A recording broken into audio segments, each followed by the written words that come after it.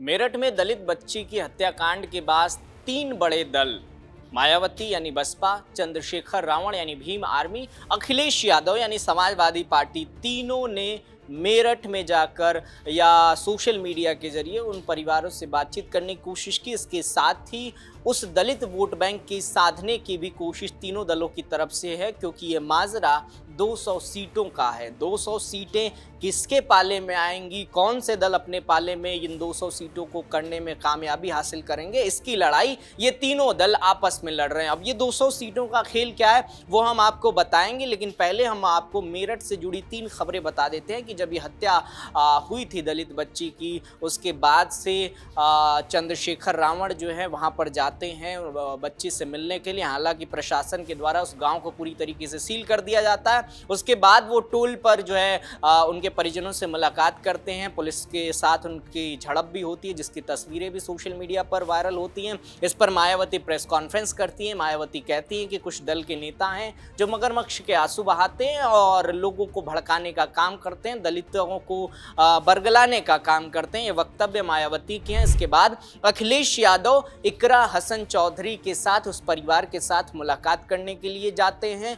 उस परिवार से मिलते हैं, जिसकी तस्वीरें वो खुद सोशल मीडिया पर शेयर करते हैं। और इन्हीं तीनों तस्वीरों के बाद ये सवाल उठने लगा कि आखिर मेरठ तीनों दलों के लिए इतना हॉट क्यों है। हॉट इसलिए क्योंकि उत्तर प्रदेश की जब हम आबादी को देखते हैं तो यहाँ पर कहा जाता है कि 21% जो दलित मतदाता हैं वो 200 सीटों के हार और जीत का फासला या फैसला करते हैं। उनमें से 84 ऐसी सीटें हैं जो दलित आरक्षित है, यानी 84 सीटें उत्तर प्रदेश के विधानसभा की दलितों के लिए आरक्षित हैं, जहां पर उन्हीं के उम्मीदवार उतारे जाते हैं। 140 सीटों को लेकर कहा जाता है कि 140 सीटों पर ये वोट बैंक, दलित वोट बैंक, दलित मतदाता उम्मीदवार का हार और जीत का फैसला तय करता है कि उस सीट से कौन जीतेगा। इन 140 सीटों पर ये वोट बैंक तय करता है। इसके साथ ही लगभग 100 सीटें ऐसी हैं जहां पर ये वोट बैंक निर्णायक भूमिका निभाता है, बाकी दूसरे जातियों के साथ मिलकर, जिसमें जाट, गुर्जर, ओबीसी ये मतदाता आते हैं। इसके अलावा ये कहा जाने लगा, जब ये तीनों तस्वीरें सामने आई राजनीतिक गलियारों में, तो कहा जाने लगा कि एक तरफ चंद्रशेखर रावण हैं जो बसपा के वोट बैंक में सेंधमारी की कोशिश कर रहे हैं, दूसरी तरफ अखिलेश यादव हैं जो पीडीए के अलावा जो गैर जाटो दलित मतदाता हैं, जो दलित मतदाता हैं जो बीजेपी के खेमे में चले जा चुके हैं, उसको अपने पाले में लाने की कोशिश कर रहे हैं। तीसरी तरफ बसपा है जो अपने उस पुराने वोट बैंक को फिर से अपने पाले में लाने की कोशिश कर रही है। हम आपको वो पूरा गणित समझाएंगे, लेकिन उससे पहले चंद्रशेखर रावण और मायावती के बीच की जो नोकझोंक है उसकी छोटी सी झलक आपको दिखाना चाहूँगा। बाबा साहब अपने लोगों को सलाह के तौर पर ये भी कहते रहे हैं कि इन्हें किसी भी मामले में अपने ऊपर होने वाली जुल्म जाति के विरुद्ध लड़ाई कानून को अपने हाथ में लेकर नहीं, बल्कि कानून के दायरे में रहकर करना है। संघर्ष आदि भी कानूनी दायरे के अंदर रहकर ही करना है। और यदि मामला अदालत में जाता है और निचली अदालत में इंसाफ नहीं मिलने पर फिर इनको आगे सर्वोच्च अदालत में जाना चाहिए। ये सब व्यवस्था भारतीय संविधान में है, ना कि इसके लिए जिला मेरठ, जिला सहारनपुर, जिला प्रयागराज व जिला हरदोई आदि की तरह तथा आए दिन देश के अन्य राज्यों में भी सड़कों पर उतरना है। और जो भी ऐसे संगठन व पार्टियां आदि अपने संकीर्ण राजनीतिक स्वार्थ के लिए इन वर्गों के दुखी व पीड़ित लोगों को भड़काकर व गुमराह करके उन्हें सड़कों पर उतारती हैं और करते ये हैं, ये लोग, ये जो विभिन्न पार्टियां हैं, संगठन हैं, उन्हें सड़कों पर उतारती है दुखी पीड़ित लोगों को भड़काकर गुमराह करके। और करते ये हैं कि पहले ऐसे संगठन व पार्टियां हिंसा व हंगामा व सड़क जाम जैसा बवाल आदि कराती हैं और फिर उनके मुखिया मगरमच्छ की तरह आंसू बहाने के लिए घटनास्थल पर पहुंचकर अपनी राजनीतिक रोटी सेकते हैं और उससे पीड़ितों को न्याय मिलने वाला नहीं है, बल्कि वर्तमान हालातों में ये इन वर्गों के लोगों की मुसीबत और परेशानी को और भी अधिक बढ़ाने वाला ही है। आप तो लड़ नहीं रहे और हम लोग जान की बाजी लगा के हमारे कार्यकर्ता लड़ रहे हैं, पुलिस से डिटेन हो रहे हैं, गालियां खा रहे हैं और अपना पैसा खर्च कर रहे हैं। तो वो ये कह रहे हैं कि साहब ये तो जो मगरमच्छ के आंसू बहाने, आप भी आओ ना मगरमच्छ के आंसू बहाने, आओ तो समाज के बीच में। और वो कह रहे हैं कि ऐसा है, ये आंदोलन वगैरह नहीं करने चाहिए, अगर वो निचली अदालत से न्यायालय में सर्वोच्च न्यायालय चला जाओ। तो हमारी बहनों की अस्मतें लूटे, उनको नोचा जाए, उन पर पेट्रोल छिड़क दिया जाए, उन पर तेजाब छिड़क दिया जाए, उनको मारा जाए, उनको मार के लटकाया जाए, उनके पैरों में कील ठोक दी जाए, तो हम ये तमाशा देखें कि कब 10 साल बाद न्याय मिलेगा और कब पुलिस कार्रवाई करे। किस तरह कार्रवाई करिए आप जानते हैं ना।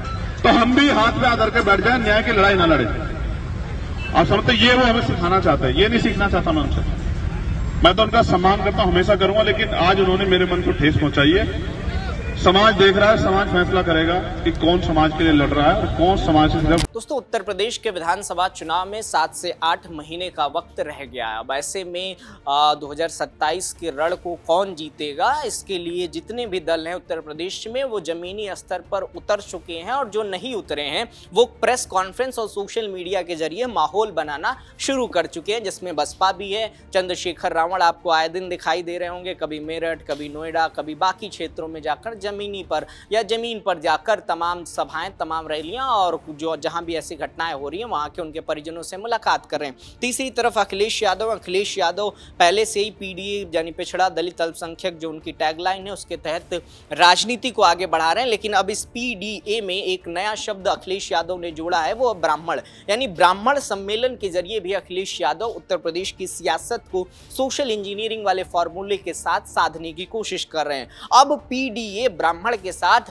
अखिलेश यादव की निगाह उस गैर जाटव दलित वोट बैंक पर भी है, जो ये वोट बैंक लोकसभा और उसके पहले विधानसभा चुनाव में बीजेपी के पाले में शिफ्ट हो गई थी, चंद्रशेखर के पाले में चली गई थी और बाकी छोटे छोटे जो दल है उनके तरफ चले गए थे। अब इसी के साथ जो मायावती हैं, मायावती भी इसी कोशिश में है कि जो हमने फॉर्मूला 2007 में अपनाया था, जो रणनीति हमने पिछले 2007 से लेकर 13 में और उसके पहले जब कांशीराम के साथ सरकार में आए थे मुलायम सिंह यादव के समर्थन के साथ, उस फॉर्मूले के साथ इस बार 2027 के चुनाव में मायावती उतरने की कोशिश कर रही है। हालांकि मायावती की जो बयान सोशल मीडिया पर आ रहा है उसमें एक चीज साफ तौर पर दिखाई देता है, उस बयान में दलित और ब्राह्मण दो शब्दों को अगर आप देखेंगे तो वो भारी उन शब्दों में आपको भारीपन ज्यादा दिखाई देगा। क्यों ज्यादा दिखाई देगा? क्योंकि मायावती का कहना है कि अगर ये दो तबके, अगर ये दो धड़े उनके साथ आ जाते हैं, बसपा के साथ आ जाते हैं, तो उत्तर प्रदेश में बसपा का वो पुराना अस्तित्व वापस आ जाएगा।